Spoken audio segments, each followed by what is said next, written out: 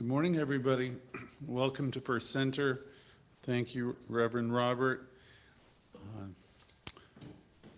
Let me see who's here. Taking a quick look. Okay. Today's talk title is Be Exceptional.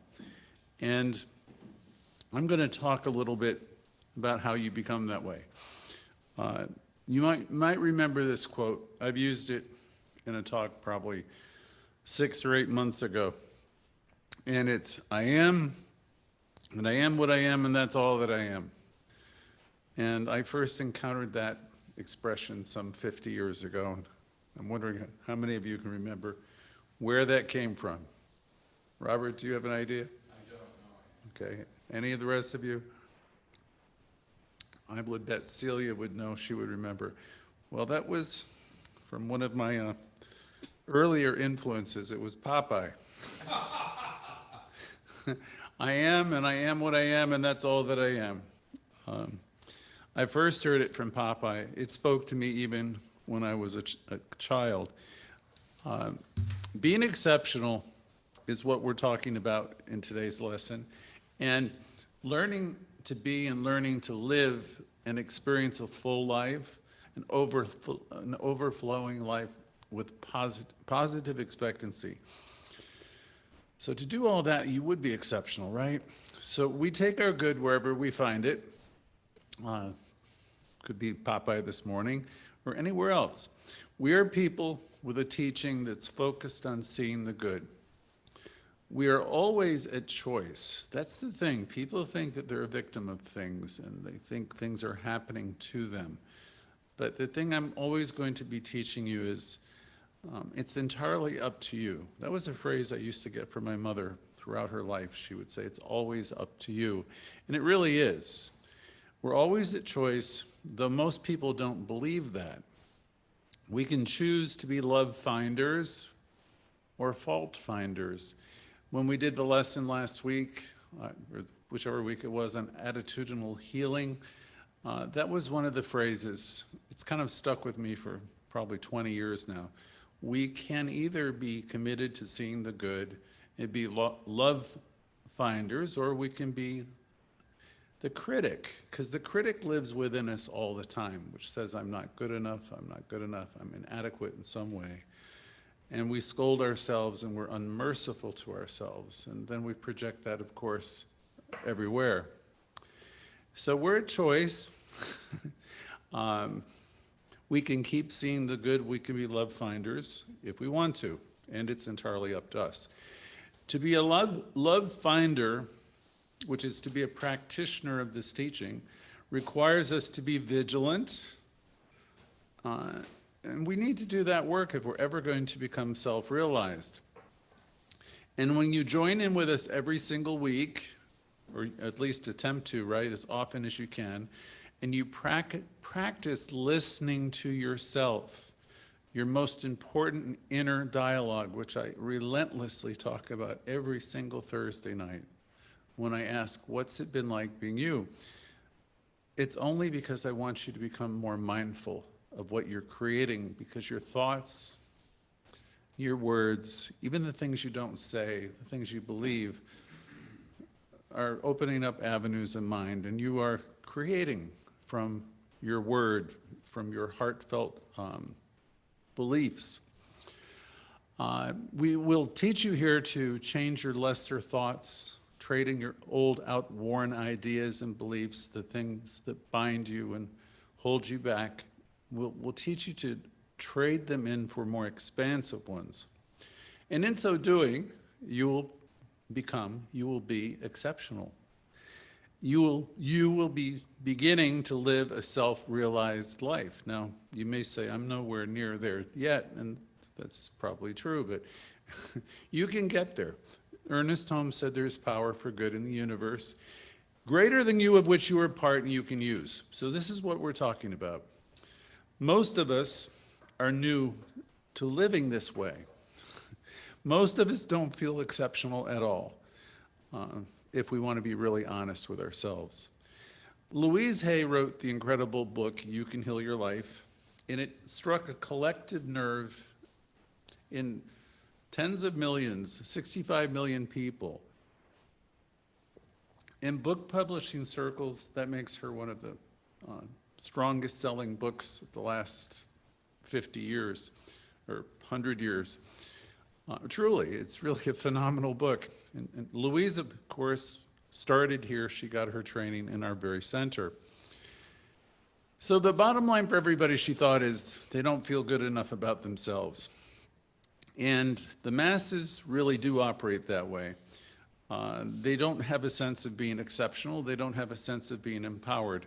And in this teaching, you will become empowered if you stay with it. You will get stronger and stronger as you engage in the teaching and the practice, and where you challenge all your old beliefs and your prejudices. And we want to untie ourselves from all of our critical thinking. We want to untie ourselves of all our judgments so we can be free. Some of us, many people exist in what we call states of survival. They're hanging on and they're hoping for the best, while they seem to live at the effect of everything, the effect of their boyfriends and their girlfriends, in the economy, and the effect of not being wanting to express themselves because some other group will retaliate against them. So, there's a lot of people living in fear, and we're here to be such beautifully expressive people. And, people are afraid, many people, just to be who they are. Be you a gay person or some minority, or you're afraid, many, of, how people will act or treat you. And it's no small problem. It's a huge problem in the world. Our soul is always yearning to be free and to express life. And we find ourselves, in these states of consciousness. People come into our teaching. Today, I'm reminded, we're probably having dozens and dozens of people watching us on different social platforms. And there will be many hundreds more that will watch us on Instagram, YouTube, and Facebook. And so people come to this teaching from all walks of life, trying to figure out how to make their way better. Our teaching can and will take you quite a way on your journey. And as we are fond of saying, you just can't lose with the stuff we use. Therefore, a certain vigilance will be our primary tool to stop our need to be blaming and fault-finding. In order to be love finders, we must be willing to stop the fault-finding so that the love finding can come to the surface. If we are preoccupied always in this activity of focusing on personal problems or focusing on what people are doing wrong, we're going to create problems for ourselves. If we focus on love finding, these problems will dissolve, okay? So we're going through a time in history where there are, in the world, divisions of every kind. Can you imagine just for a moment what it would be like if everyone were coming from a place of connection with Source and were love finders? I don't think you'd be having racial problems or problems with, lately it's Asians or it's gays or it's transgenders or whatever it is. If we were love finders, most of the problems that you see in the streets of our cities would not exist. People wouldn't be seeing colors, racial differences. They would be coming from love, and they would be finding love in one another. They would have love, and they would be preoccupied with seeing love. I recall a song written, I've used it often over the years, by Naomi Judd, about love becoming a bridge. To be exceptional, to level up, our intention is to recognize that we are one with love, and we know that it can build a bridge. Love can build a bridge. And the lyrics were something like, between your heart, between any heart and mine. And then the question was, don't you think it's time? Don't you think it's time for you personally to be a love finder. And the next lyric, I would whisper love so loudly that every heart could hear, every heart could understand that love and only love can end the trials of man. I had a slide for that. I'll say it again. I would whisper love so loudly that every heart could understand that love and only love can end the trials of man. The first step is to realize that it all begins with you and me. We are learning to live the affirmative life at the center. We're learning to practice being love finders. This is the true work of the practitioner and the student, is to see the God, to see the good, to look for the love, to see the wholeness and the perfection in everyone and all the time. And of course, it requires us to first love ourselves. Again, once again, that was Louise Hay's greatest contribution to our movement. And we're very proud of the fact that she was a part of this center. When you really love yourself and when you wake up and realize that you yourself are an inlet and outlet of source or God activity, you will learn increasingly to let go of fear because you know who you are. You're an individualization of this stuff, this God activity. And as you realize this and know this, you're going to have a lot more freedom because you will be untying yourself to all the agreements that you've had since you were a little boy or a little girl and that have been with you and your family, probably through generations that you have adopted. It's important to know that most of us have been socially conditioned to look for faults. I'll say it again. We've been socially conditioned to look for faults. So vigilance on our part is really important if we want to untie ourselves from a lot of the things that are really screwing us up and creating our life to work against us. We want to be mindful of what our lives inside of us. Again, that most important internal dialogue that we speak of every Thursday night. What is that conversation like, right? I ask that question every week. Start noticing what the critic within you is saying. And when you tell yourself not good enough, and oh, you're stupid, or this is really bad, notice how you criticize yourself. Begin to redirect that conversation. From Emerson's essays, the one today that comes to mind is History. He said, in effect, each of you are a projection of the original mind. Each of you are a projection of that unified energy. Deepak Chopra would call it the unitary field. You live in it, move in it, have your being in it, right?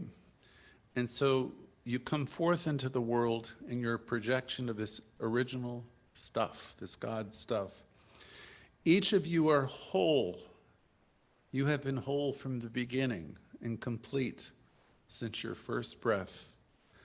Please take just a second to take that idea in, that you're whole and complete. And as you think of this thing that you're connected to, this source, this God, you might affirm, I am as Spirit created me. And from another book, I am as Spirit created me in the light, in the love, and in the glory. I release the need to criticize myself and others. I release the need to criticize myself and others. I am a projection of the original mind where there is harmony and peace. Any human drama, and we all have a bit of it, right? Any human drama is inner drama. It's your thoughts, it's your emotions, and whatever it is, it's about something that's going on within.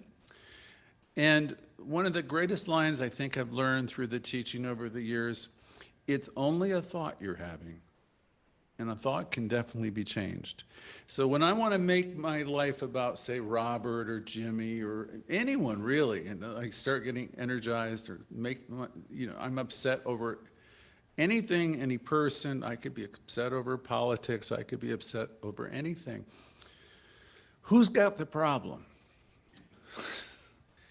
I have the problem and it's mine to fix, and it's entirely up to me if I'm going to fix it, right? So all of the inner drama, thoughts and emotions that we get all worked up over, whatever it is, it's only a thought that we are having, and a thought can be changed. You have the power to change all of that and to create peace. I am as God created me, in the light, in the love, in the glory. And I could see peace instead of any kind of conflict. I could see peace instead of inner conflict. I could begin to love myself and be at peace. And if a whole bunch of negative things are happening in your world right now, and I'm sure as the audience has become so extended, if you're going through a lot, and I know some of you probably are, there's huge opportunity for you right now to get clear about what's going on and to realize that on some level you are creating this experience. And here's the opportunity. Your opportunity is to see the good and to become a love finder. You could say to yourself, as I often do, this is God in my life. I'll say that when things really don't seem very godly, because I will know that it's playing out ultimately to bring me to a higher place. Everything that's going on in your life is teaching you. My old teacher, Dr. Tolliver, used to say, everything is teacher to you. So it's all happening to bring you to a place of greater understanding. You can be a love finder when things don't seem to be working out the way you want. Our intention is to be mindful about what's upsetting us. That's why every Thursday, what's it been like being you? Realize that you can release these thoughts. You can release all your great analysis. You know, because that whole thing with analysis, really, from a Latin word, is to tear apart and separate. You know, what we do here as love finders is we don't try to tear apart, judge, and separate. We really try to be the encouraging people, the applauders, the cheerleaders of life everywhere. And it begins with us. One thing to know is when you have your nose out of joint, when you're upset about people, places, and things, this is a great line I learned along the way. And it is this: it's never about the other guy. If you're getting all screwed up, it's never about the other guy. If you're truly working this teaching and you understand that you live, move, and have your being in this divine substance, instead of you going to the blame place and the judgment place, you're going to naturally be going towards a more compassionate place where you're going to realize, okay, that person is doing the best they can. And whatever they're doing, you know, we're all evolving and we're in the right place at the right time. So when you're tripping out about people, places, and things, and you have all your positions and strong opinions, this is all about you and your creations. Remember, life says yes to you. So it's wise to be aware of the creative dialogue that lives within. For most people, again, the dialogue is about not being good enough, okay? Not being good enough personally. Or you're focused on what other people are doing wrong. You're trying to remake everybody in your image and likeness. Or you're just, you know, they used to say Ford has a better idea. If you're one of these people that really is, you know, basically coming from a place of, you know, this is wrong, that's wrong, you know, these people are wrong, and this is, just shut up and stop it, for Christ's sake. I mean, excuse me for swearing in church. To be exceptional, you want to turn all that stuff off and you want to turn it around. You want to become a love finder. We can, as metaphysical students, turn it around and transcend all this inner turmoil and drama, because I promise you, it is your inner turmoil and drama. We are safe and secure as spiritual beings. There isn't so much about the things we have to do. I was told as a young metaphysical student, it isn't about all that I have to do. It's more about what I have to realize. A similar and supporting idea is that you are one with source energy and you are an individualization of it. The reality of you, the truth of you is boundless, limitless. The truth of you as an individualization of the one can't be touched, damaged, or adequately described. It's like I should see you and bow down, because the truth of you is that you are an incarnation of this one life, this one spirit, and that's the truth of everybody else. If you can live with that kind of consciousness and that kind of awareness, namaste, namaste, namaste, you would have very little to say about anything because you'd be coming from love and you'd be seeing love. You are in reality, great reality, a spiritual being, and you're here learning and you're here evolving. That's what you're doing hour by hour and day by day. A great line, nothing real or of God can be threatened.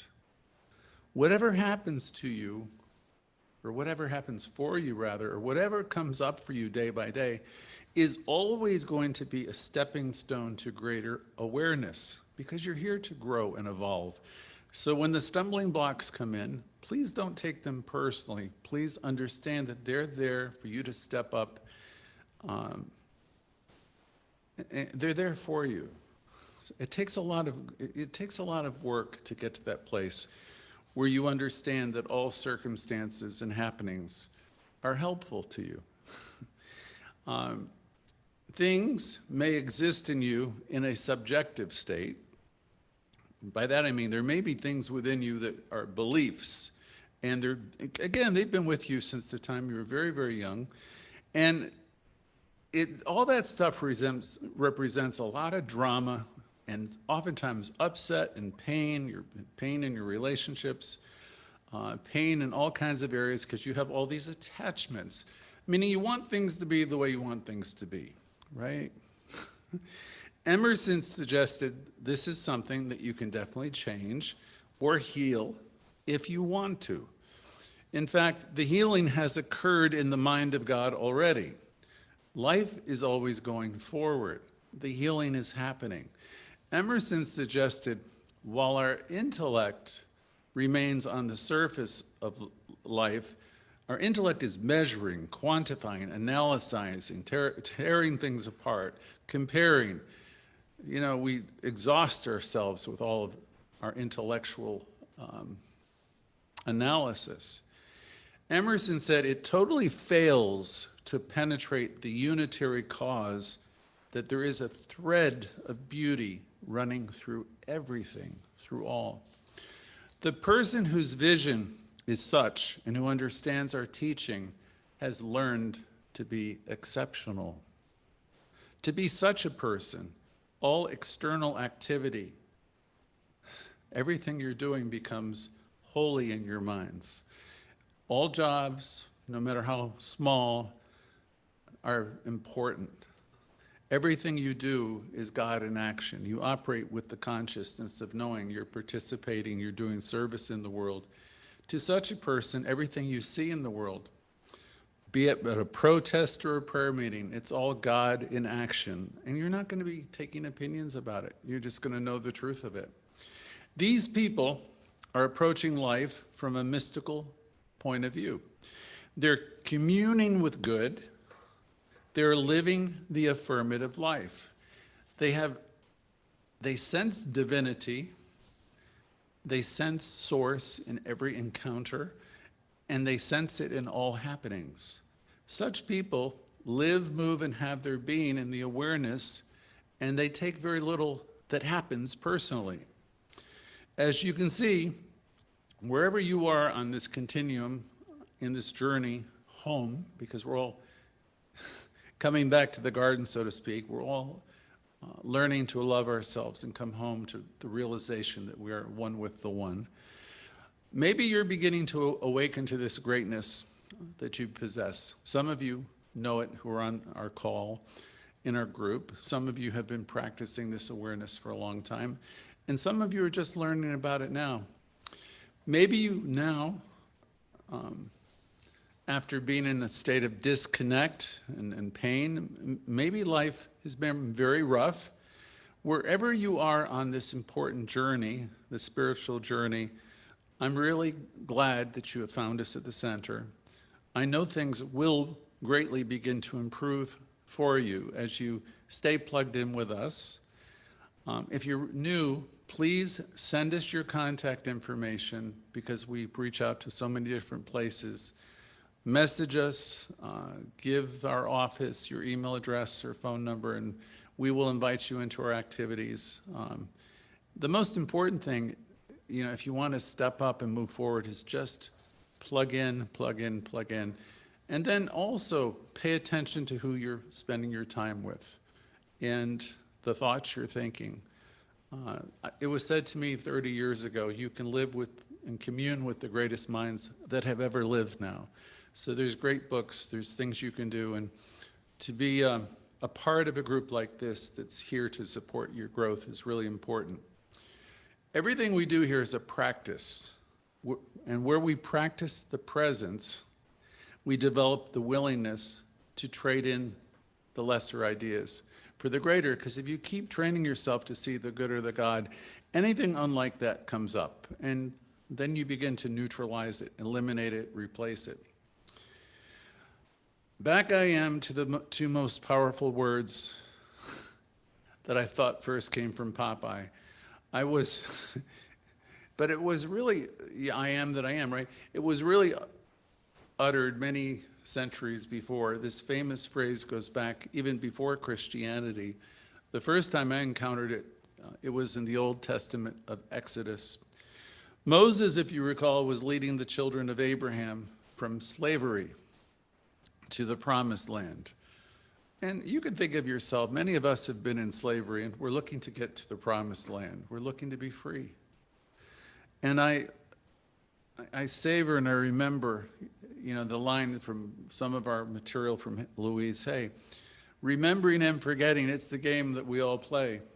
As you remember who you are and what you are, and as you stay plugged in, very little is going to bother you.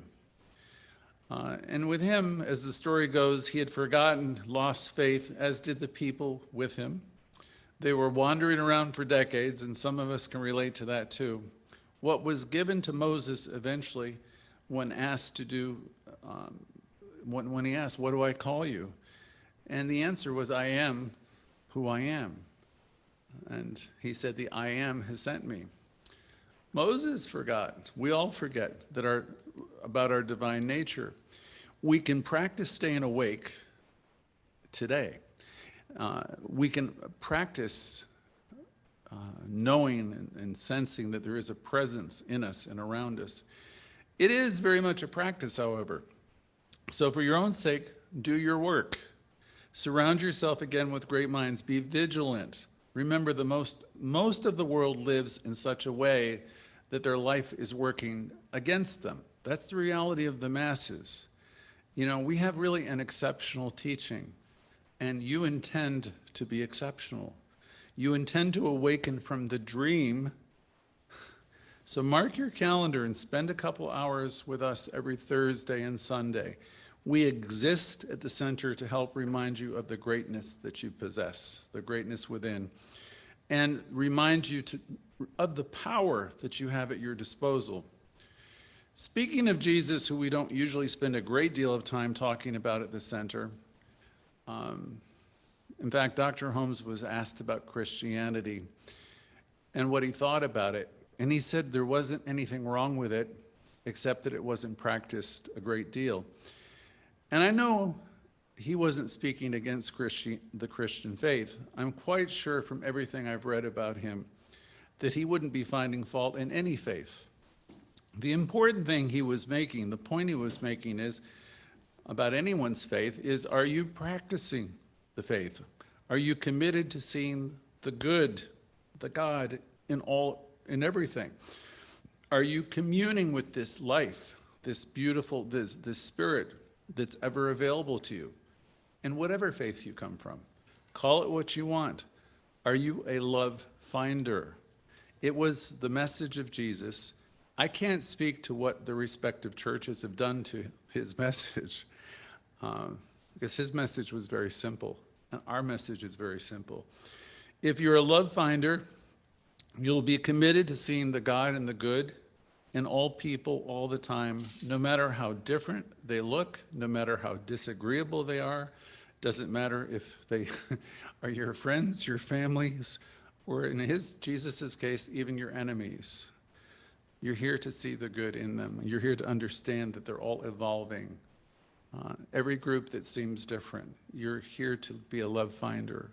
Groups, people, places, everything. Jesus was a great example of how to be exceptional. He was cleaning house when there were temptations within him or in the temple. He was getting rid of all the pretense, and he was a love finder, teaching love and forgiveness. The authority upon which he spoke was his own authority, his connection with Spirit, and his self-knowledge. I am who I am. We teach the same thing. There is this loving presence. We intend to realize it in our practice. We intend to forgive ourselves and everyone, and we intend to clean house so we can experience joy and peace, so we can level up and live the exceptional life. It is definitely a journey, and it's without a distance, involving those two central ideas, love and forgiveness. We must begin where we are and always know that life is good right now, wherever we happen to find ourselves, even if we're in the middle of a mess. We declare it is good, and then in fact it is good. There was a slide. We declare it is good, and in fact it is good. We want to develop the consciousness that was in Christ Jesus and others like him. Our teaching and all our tools will be a catalyst that will cause a quickening within you in your transformation. Our own Louise Hay repeatedly said, love the self, love the self, love the self, forgive the self, forgive the self. Forgive it and do it 70 times 7, whatever it takes. I love, accept, and approve of myself exactly as I am. For many on the call or listening later on YouTube and the other platforms, what I've shared today might seem like a revolutionary idea. In our circles, it's been said that this is the best kept secret of the age, that this indwelling spirit, this God realized in you, awakened in you, is the hope of your glory and transformation. It's always been there, waiting your discovery. We look to far off places and we go everywhere and we do all kinds of things on the journey looking for God. It's a journey without a distance, once again, to a place most people have never been. The phrase I am, coming from an awakened being, is the most powerful phrase we could ever say. Born out of a true recognition and awareness of who and what we are, the universe is speaking right through us. God cannot do for us what God cannot do through us. In Emerson's essay History, he tells you that all that has come before is in you. You have not part of life, but you have all of life within you. You are magnificent and you are radiant right now. And you're radiating with the one. As you practice, as you stay plugged in, as you really stay plugged into the classes that we do, as you do the work week by week and hour by hour in yourself, and be mindful of that conversation. The conversation with you, the most important one.